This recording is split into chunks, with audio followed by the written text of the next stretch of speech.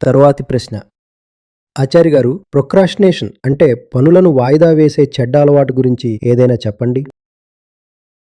Procrastination అంటే పనుల్ని వాయిదా వేయడం, ఆలస్యం చేయడం లేదా నిలిపివేయడం.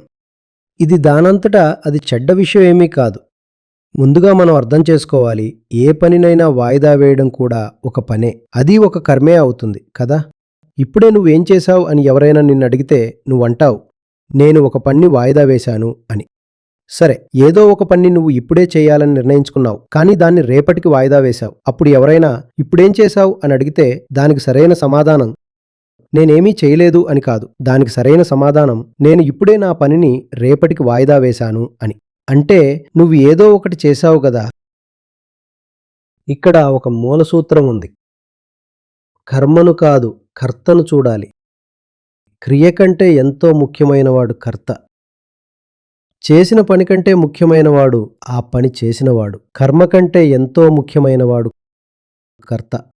ఇది వేరే విషయం. కర్త అనేవాడు లోపల దాగి ఉంటాడు. అతని గురించి ఏమీ తెలియదు కాబట్టి. అందుకే కర్తను గుర్తించడానికి మనం దేన్ని పరీక్షించాలి? కర్మను. కానీ కర్మను పరీక్షించేది కూడా అందుకే. తద్వారా కర్త ఎవరో సరిగ్గా తెలుసుకోవచ్చు. సరేనా? అయితే ప్రొక్రాస్టినేషన్ అంటే వాయిదా వేయడం కూడా ఒక కర్మే. దీని వెనుక ఉన్న ప్రొక్రాస్టినేటర్ ఎవరు? వాయిదా వేసేవాడెవరు? అతను ఎందుకు వాయిదా వేస్తున్నాడు? ఇది అర్థం చేసుకోవడం అవసరం. చూడండి, లోపల వాయిదా వేసేది ఏదైనా భయం వల్ల అయితే, లేదా తనకి తనే చెడు కోరుకునే మనస్తత్వం అయితే, హింసతో నిండిన ఏదైనా కేంద్రం లోపల ఉండి దేన్నైనా వాయిదా వేస్తుంటే అప్పుడది వాయిదా వేస్తున్న విషయం ఖచ్చితంగా వాయిదా వేయదగింది కాదు. అది ఏదో ఒక మంచి విషయమే అయి ఉంటుంది.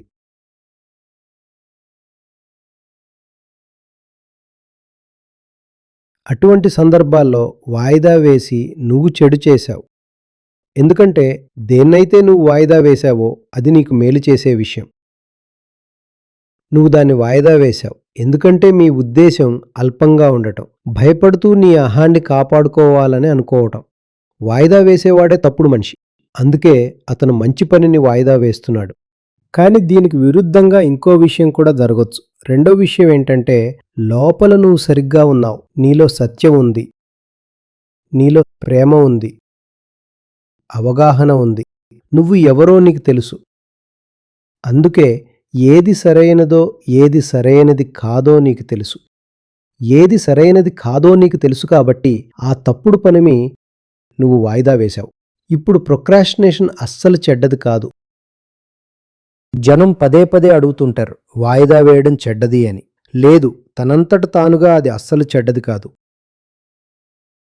ఎవరి తలనైనా పగలగొట్టాలనే ఆలోచన వస్తే, ఈ ఆలోచన నుండి నువ్వు బయటపడలేకపోతున్నావు, దాన్ని వాయిదా వేసేయి. దానిలో తప్పేముంది? ఏ పనైతే చేయదగినది కాదో దాన్ని వాయిదా వేయి. ఒక 2 ఏళ్ల క్రితం నాదొక వీడియో ఉంది. అందులో ఒక అబ్బాయి అడుగుతాడు, కోరికలు బాగా వేధిస్తున్నాయని. అప్పుడు నేను అతనితో అన్నాను, నువ్వు ఆ కోరికతో చెప్పు, రేపు రమ్మని. ఇది ప్రొక్రాస్టినేషన్ కాదా? వాయిదా వేయడమే కదా.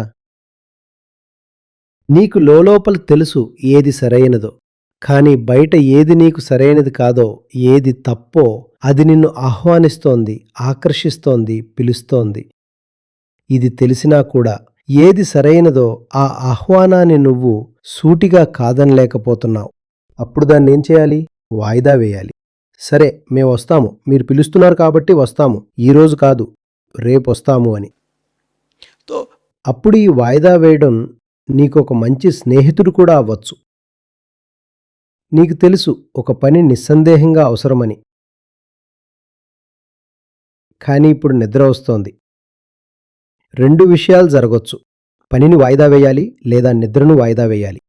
ఈ 2 సందర్భాల్లోనూ నువ్వు ఏదో ఒకటి వాయిదా వేశావు కదా. మరి చెప్పు, వాయిదా వేయడం చెడ్డది ఎలా అవుతుంది? వాయిదా వేయడం, నిద్ర కోసం పనిని వాయిదా వేస్తేనే అది చెడు. కానీ పని కోసం ఒకవేళ నువ్వు నిద్రను వాయిదా వేస్తే అది అస్సలు చెడ్డది కాదు. విషయం అర్థమవుతోందా? అయితే ఇది చూడండి, వాయిదా వేసేది ఎవరు? వాయిదా వేసేవాడే తప్పు అయితే అతను ప్రతి సరైన పనిని వాయిదా వేస్తూ ఉంటాడు. ఒకాయన వచ్చారు. ఆయన అన్నారు, నాకో స్నేహితుడున్నాడు. నేను తనతో అంటుంటాను, పదండి ఆచార్య గారి సెషన్లకు వెళ్దామని. వాడంటాడు, అవునవునవును, నువ్వెంతలా పొగుడుతున్నావంటే ఆచార్య గారు ఏదో చాలా గొప్ప విషయాలే చెప్తుంటారు. నేను కూడా గమనిస్తున్నాను. ఇప్పుడైతే నువ్వు ఆచార్య గారిని వినడం మొదలుపెట్టావో నీ జీవితం ఎంతో బాగుపడింది. నువ్వు అన్ని విధాలా ఒక మంచి మనిషివయ్యావు. పనిలో నైపుణ్యం పెరిగింది. నీ బంధాలు మెరుగయ్యాయి. ఇవన్నీ నేను చూస్తున్నాను. ఇవన్నీ చూస్తున్నావు కదా, అయితే రా, నాతో పాటు రా అని తన స్నేహితుడితో అంటాడాయన. అప్పుడు ఆ స్నేహితుడు ఏమంటాడు, తప్పకుండా వస్తాను, వచ్చే సెషన్లో వస్తాను అని. ఎప్పుడు? వచ్చే సెషన్లో వస్తాను అంటాడు. ఇది కూడా ప్రొక్రాస్టినేషన్. ఇక్కడ దేన్ని వాయిదా వేస్తున్నాడు? బాగుపడే అవకాశాన్ని వాయిదా వేస్తున్నాడు. ఎందుకు బాగుపడే అవకాశాన్ని వాయిదా వేస్తున్నాడు? ఎందుకంటే లోపల నుంచి నువ్వు అల్పుడివి. అల్పుడు అంటే చిన్నవాడివి. లోపల నువ్వు సంకుచితంగా ఉన్నావు, భయపడి ఉన్నావు, నీ పాత నమ్మకాల్లో చిక్కుకుపోయి ఉన్నావు. నువ్వు అలాగే ఉండిపోవాలని అనుకుంటున్నావు. అందుకే బాగుపడేందుకు వస్తున్న అవకాశాన్ని నువ్వు వాయిదా వేస్తున్నావు. ఈ విషయం అందరికీ స్పష్టంగా తెలియాలి. ఎందుకంటే ఎప్పుడైనా ప్రశ్న అడిగినప్పుడు ప్రొక్రాస్టినేషన్ ఒక జబ్బు అని అంటే వెంటనే పరిష్కారాలిచ్చే వాళ్ళు చెప్పడం మొదలు పెడతారు, ఈ వాయిదా వేసే జబ్బును ఇలా తగ్గించుకోండి అని.